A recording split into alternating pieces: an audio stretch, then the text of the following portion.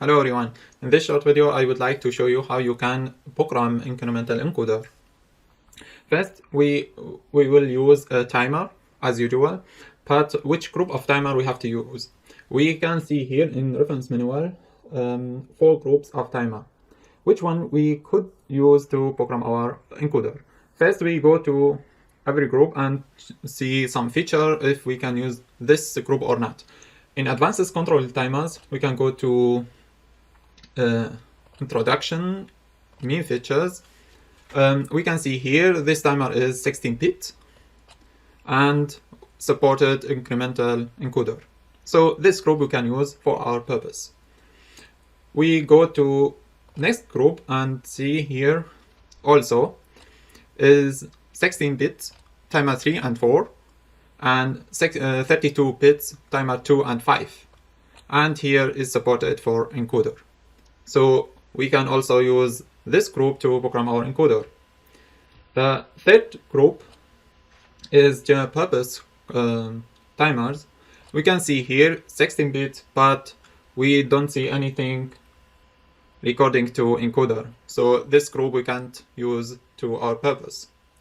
And basic timer, the last group, they don't support any another functionality. So our incremental encoder, we can't use this group for. Okay, now we have to decide which group we see either advanced controller or general purpose controller we can use for our purpose. But which one of this group, it depends on your project, what you want to do, and so on and so forth. But I will use group 2 general purpose control timers, and here I will use timer 3 16-bit. For our explanation, it's enough to use 16-bit. If you would like to count to 32 bits, you have to use timer 3 or 5. Okay.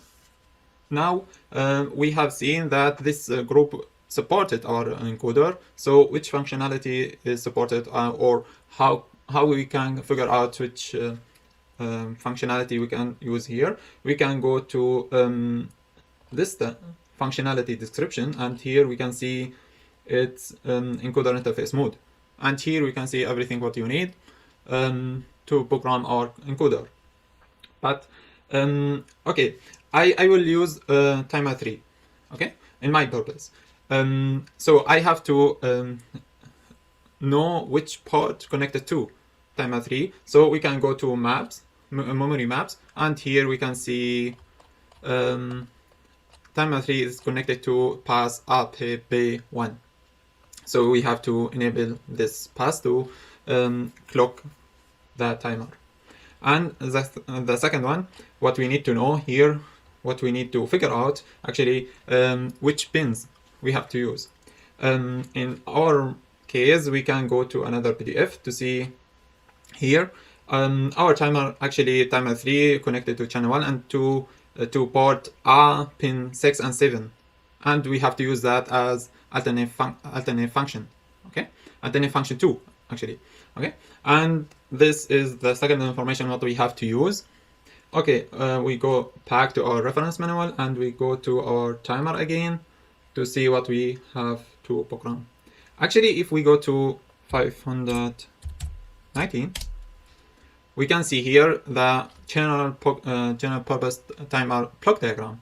And in our diagram, actually what we have to choose, channel 1 and channel 2, and we have to map to TI1, TI2, okay? And we go to filter and edge detector, but in our case, we don't need to filter our input, okay? And here we can go to through this bit here, and we can enable encoder mode, okay? We have to choose this, and we go to encoder interface, and that's all what we need. Or maybe there is another diagram. We can take a look in page 1633. Here we can see first thing what we have to do actually to map channel 1, channel 2 to TI1, TI2, and after that we have to select if we want to filter our input, but we don't need to filter it. we have to choose the polarity, and after that we have to choose which of this four we have to clock our mode in TS. We can choose, I will use edge detection on both from this bits, and after that we have to choose our encoder mode. In SMS we have to choose that our encoder mode 3. Now to our software to see what we have to do. So as I said, we have to enable the GPIO clock ports, and after that we have to choose alternate function mode to use our timer 3, and we can use the speed of our pins. I choose it as medium, and after that we have to be sure that we don't use any pull up or pull down.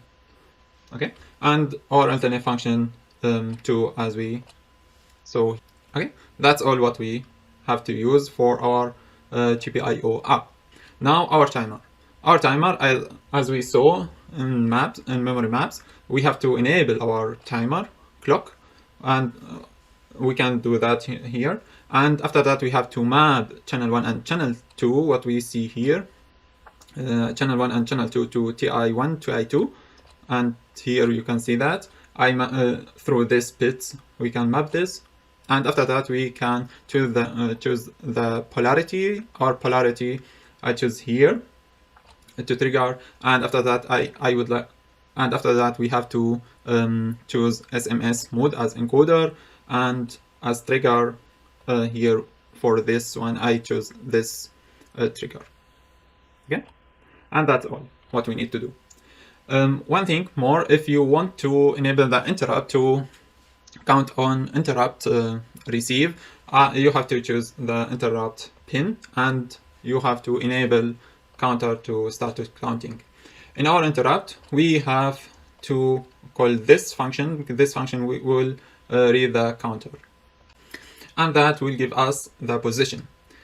Okay, now we have to know the direction. The direction, you can know that you can see the direction in which direction that this bit direction in our counter 1 register in control register 1 bits, you can read the direction. This direction will set by hardware.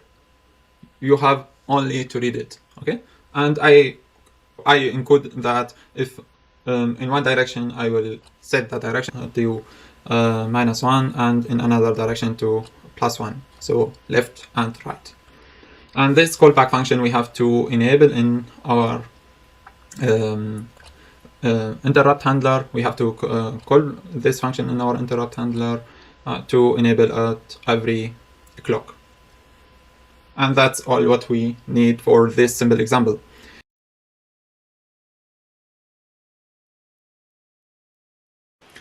Okay, now after programming this chip, here you can see the connection of our encoder. We will use, as we said, pin 6 and 7 to read the encoder, to read the input from encoder, and here you can see pin connected to yellow and green, which give us the phase of our encoder, and the pin blue and black is the power supply for our encoder. So we will supply the encoder with 5 volt from our discovery port STM32F4. Okay, and now here we can start it to test our encoder. Here, if I rotate,